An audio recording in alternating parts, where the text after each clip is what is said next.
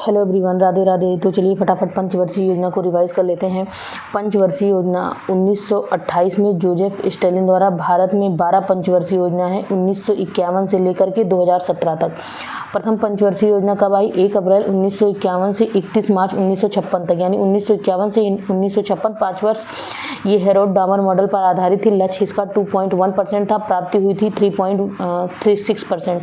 इसका उद्देश्य था अर्थव्यवस्था का संतुलित विकास। इंपॉर्टेंट है, अर्थव्यवस्था का संतुलित विकास, और प्राथमिकता इसकी थी कृषि उत्पादन, और 5 IIT की स्थापना इसी में की गई थी, और सामुदायिक विकास कार्यक्रम भी चलाया गया था। और बांध परियोजना सबसे इंपॉर्टेंट, भाखड़ा नंगल बांध, सतलज नदी पर ब्यास परियोजना, ब्यास नदी पर हीराकुंड बांध, महानदी पर दामोदर घाटी परियोजना, दामोदर नदी पर। दूसरी पंचवर्षीय योजना, और ये प्रारूप किसने तैयार किया था? KN रॉय द्वारा। दूसरी पंचवर्षीय योजना 1956 से लेकर 1961 तक, नेहरू महालनोबिस मॉडल पर। प्रशांत महालनोबिस भारतीय सांख्यिकी संस्थान कलकत्ता आधुनिक सांख्यिकी का जनक कहा जाता है, और लक्ष्य इसका 4.5% था, प्राप्ति हुई थी 4.3%। और प्राथमिकता भारी एंड आधारभूत उद्योग। उद्देश्य था समाजवादी समाज की स्थापना करना। और औद्योगिक नीति आई थी 1956 में। और लौह इसमें कई जो है इंडस्ट्री की स्थापना की गई थी, जैसे लौह इस्पात उद्योग की स्थापना भिलाई छत्तीसगढ़, राउरकेला उड़ीसा, दुर्गापुर पश्चिम बंगाल। और तीसरी पंचवर्षीय योजना 1961 से लेकर 1966 तक में थी। गॉडगिल मॉडल पर बेस्ड थी, सुखमय चक्रवर्ती एंड जॉन सैंडी मॉडल पर। लक्ष्य था इसका 5.6%, प्राप्ति हुई इसकी 2.8%। प्राथमिकता कृषि और उद्योग। उद्देश्य था इसका स्वतः स्फूर्ति एवं आत्मनिर्भरता की प्राप्ति। इसमें 1964 में बोकारो और लौह इस्पात उद्योग की स्थापना की गई थी।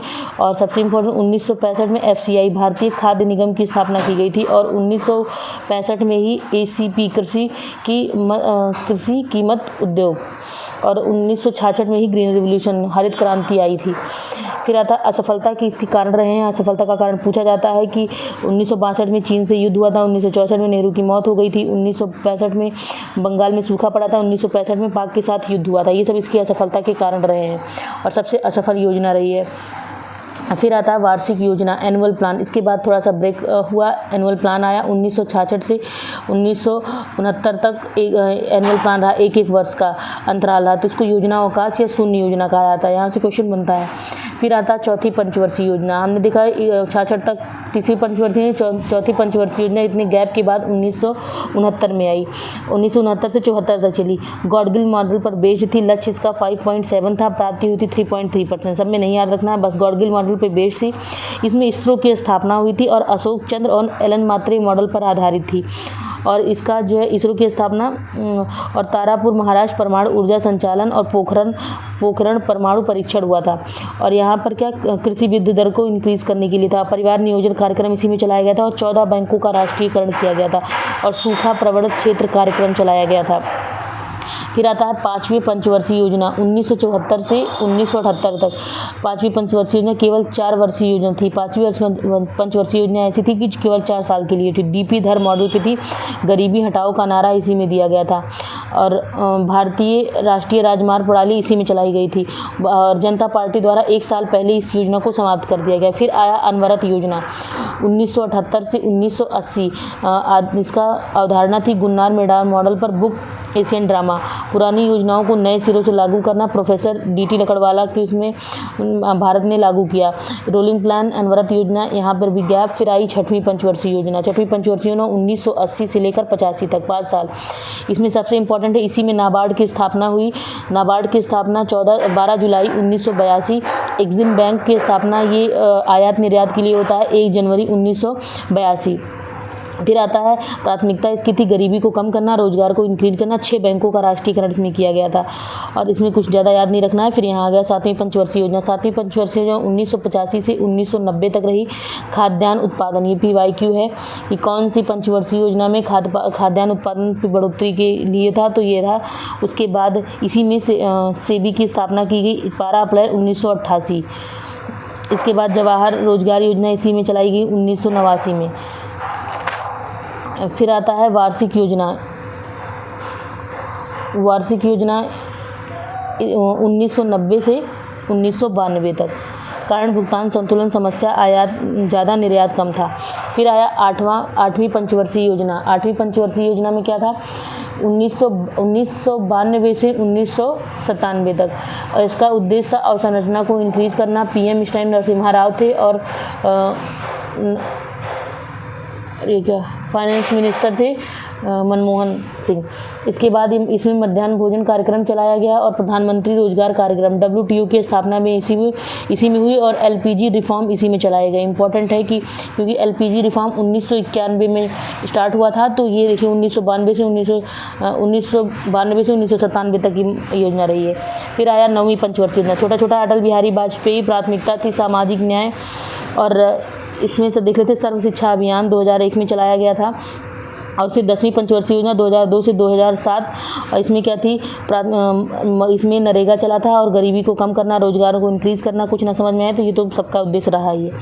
फिर 2005 में ही सूचना का अधिकार अधिनियम इसी में आया, याद रखना है आपको। और 11वीं पंचवर्षीय योजना 2007 से 2012, उद्देश्य था इसका समावेशी सतत विकास, ये PYQ है, समावेशी सतत विकास 11वीं पंचवर्षीय योजना, और ये रंगराजन मॉडल पर आधारित थी। और इसमें इस टाइम PM थे मनमोहन सिंह। 12वीं पंचवर्षीय योजना आखिरी पंचवर्षीय योजना 2012 से 2017 तक रही है।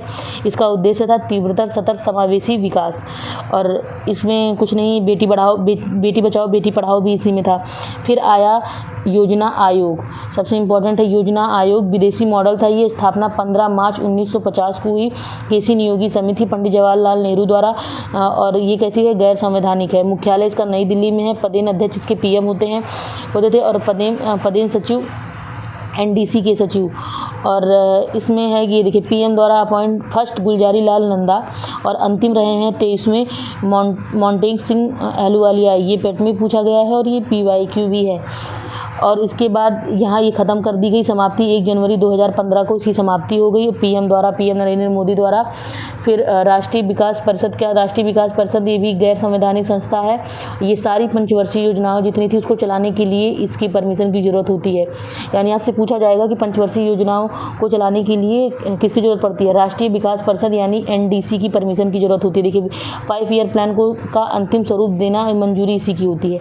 फिर आया वित्त आयोग फाइनेंस कमीशन, आर्टिकल 280 में वित्त आयोग का बात कही गई है। इसका गठन राष्ट्रपति द्वारा किया गया। 5 वर्ष के लिए कार्यकाल, करों का बंटवारा करना, कुल 16, बस इतना याद रखना है। केसी नियोगी अध्यक्ष थे इसके। फिर आया नीति आयोग, लास्ट देख लेना है नीति आयोग का गठन हुआ था 1 जनवरी 2015 में, और घोषणा लाल किले से PM द्वारा की गई थी 15 अगस्त 2014 को। और इसमें क्या था, इसका अन्य नाम बौद्धिक संस्था या थिंक टैंक कहा जाता है। इसके अध्यक्ष PM द्वारा अपॉइंट किया जाते, पहले अरविंद पनगड़िया, वर्तमान में सुमन बेरी। और ये पहले का लिखा हुआ है जो चीज़ें हैं। CEO इसके पहले हैं सिंधु सिंह खुल्लर, और वर्तमान में VVR सुब्रमण्यम। इसका उद्देश्य है सहकारी संवाद को और राज्यों की सक्रियता को बढ़ावा देना, ज्ञान और नवाचार, ये बस हो गया। इसके स्तंभ है, पूछा जाता है कितने स्तंभ है, टोटल 7 स्तंभ है। जनता, सक्रियता, भागीदारी, सशक्तिकरण, समावेशिता, समानता, पारदर्शिता। खत्म। ये रहा पूरा कंप्लीट टॉपिक 5 ईयर प्लान का। जितना था मेरे में, मैंने सारा चीज़ें रिवाइज़ करवा दी, आपको भी खुद की रिवीजन हो गई। अब एक टॉपिक ऐसे अपने आप से रिवीजन करते रहिए, जितना जल्दी हो जाए रिवीजन करके कंप्लीट करिए। मिलते हैं नेक्स्ट वीडियो में। बाय बाय, राधे राधे सभी को।